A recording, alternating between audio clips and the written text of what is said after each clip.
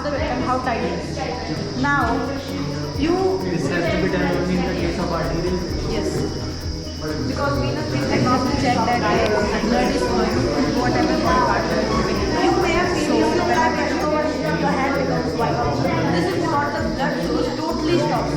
So to give some blood to the hand, we have to push it up after some interval. And then again we can apply pressure. Now let's know about clotting. Clotting is a natural phenomenon that takes place inside our blood vessels.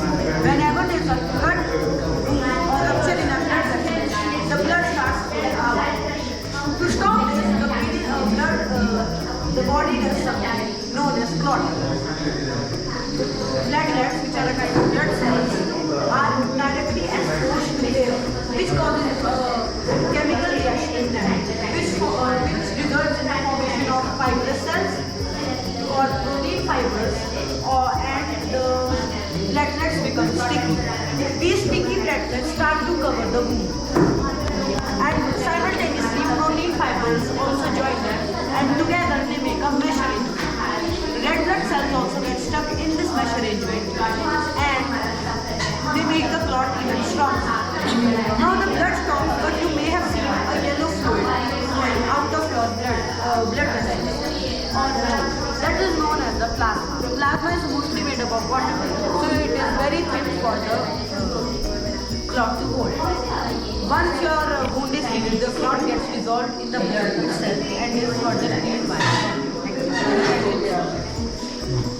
So this is arterial vein and this is venous vein. Arteries are very deep inside our body and has very high blood pressure, so blood comes out in spurts. Veins do not have that much high blood pressure, so the blood comes in a continuous flow. In a venous vein, the blood has a steady and slow flow because they do not have very high blood pressure. और अगर आपसे एक और दे तो आपकी नैरोपेंडिक्स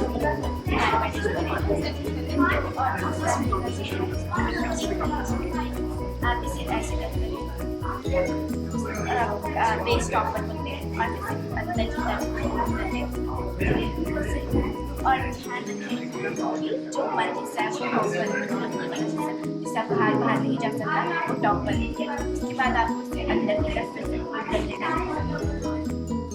तो अभी आप देख सकते हैं दो जेब तो आपको अपना हाथ पहली जेब में डालना है और इसे बाहर की तरफ झटक देना।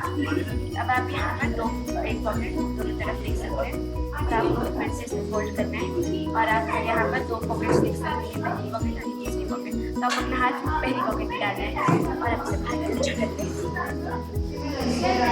इस्तेमाल और दबाव डालने के लिए खून पर दबाव डालने के लिए और खून को रोकने के लिए और ड्रेसिंग उसकी जगह पर एक गॉज और कितना करते हैं कि स्कैल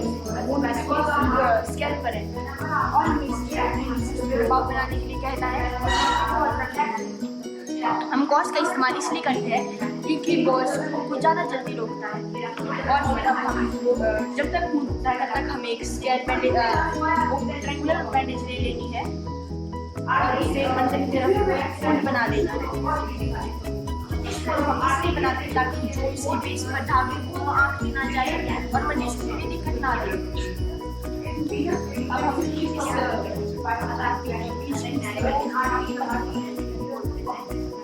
और इस ध्यान के ऊपर से ले जा सकते हैं और यहाँ पे अंदर की तरफ डाल देना है। We are going to tell you about slings. They help to immobilize our arm when it is fractured or when it is dislocated. Today we will be showing you elevated, coherent curve and horizontal. We don't have every time ready-made slings, so that's why in emergency situation we use improvised or the people who keep triangular bandages with them, so they use triangular bandage.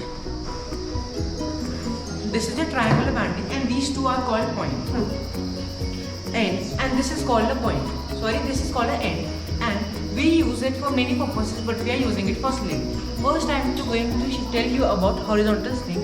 He is a patient and his forearm is fractured. So, first we will take an end and we will put it on unhinged side of shoulder and we'll put the point under the arm. We have to put his arm at 90-degree angle. and then we have to take the other end and put it from the injured side of shoulder, and we have to make sure that the shoulder is not covered. Then we have to tie it on the collarbone, which is here. After tying it, we have to tug it in, but before that we have to twist it to tug it in. Blood circulation after every 5 minutes until we reach the hospital. Good afternoon, everybody. Today we all are here to present splints in front of you. Splint is a hard or a semi-hard material like this cardboard that is used to immobilize or support any injured part of your body. There are also ready-made splints in market, like this one is a ready-made splint, but they may not be available in any emergencies, so you can use other things like scale, plastic or pencil, etc. We use splints whenever there is a sprain, fracture or dislocation, so that you can reduce pain, swelling and prevent from further injuries. So take this splint and 2 pieces of cloths. I teach you how to tie finger splint and you need to follow.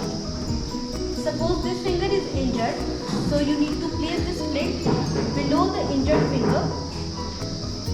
You can ask the victim to hold it. Now take the cloth and wrap it on the top of the victim's finger. Now take the second cloth. Again wrap it at the bottom of the victim's finger and tie a knot. Now it's important that you check the blood circulation of the patient. So you can see I'm pressing the patient's finger and it is yellow. But when I release it, it's red. So it means the blood circulation is fine. Also there is the second method of tying finger splint. Suppose you don't have any hard material to immobilize the victim's finger, so you can take a soft cloth, keep it between the injured and uninjured finger, wrap it with the same method. Just like this. Splints are solid and semi-solid material used to provide support to the injured body part. Splints are ready-made. We have ready-made splints also, like this. So, we use splints when we have fracture or dislocation. Splints reduces swelling and pain.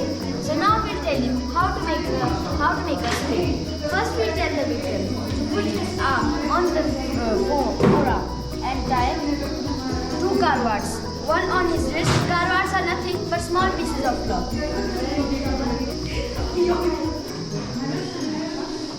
More stable, we are using elevators.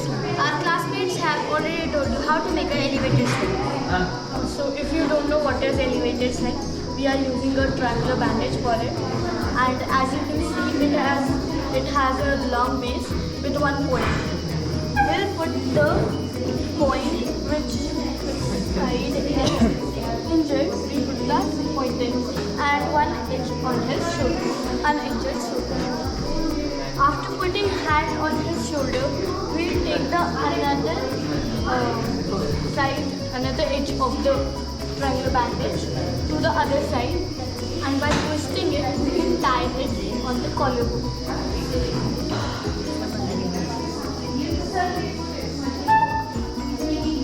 After doing this, our patient is ready to go to the hospital.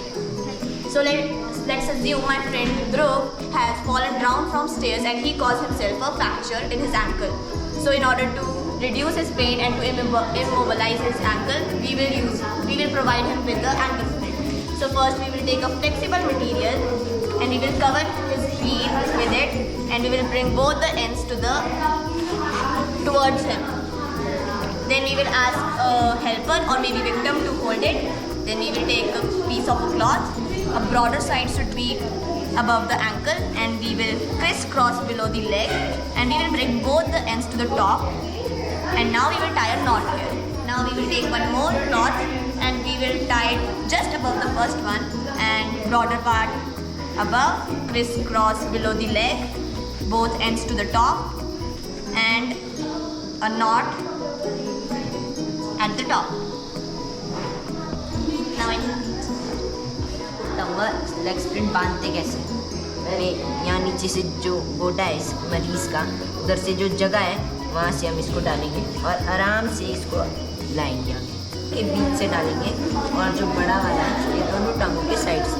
और आप देख सकते हैं जैसे मरीज़ का पाँव उधर जा रहा है तो हम इसको आराम से इधर लाएंगे और इसको ऐसे अब हम अपने मदद करने वाले साथी को बोलेंगे कि थोड़ी टांग इसको उठाए और फोम को थोड़ा तिरछा करें और फिर हमने बांधना है। जब आप इसको बांधेंगे तो थोड़ा टाइट बांधिए और 2 गांठें मारिए। ये मार दी। अब जो ये बचा हुआ कपड़ा है ये अंदर डाल दीजिए। फिर ये दूसरा ऐसे ही पकड़ना है और ये ऐसे करके बांधना है।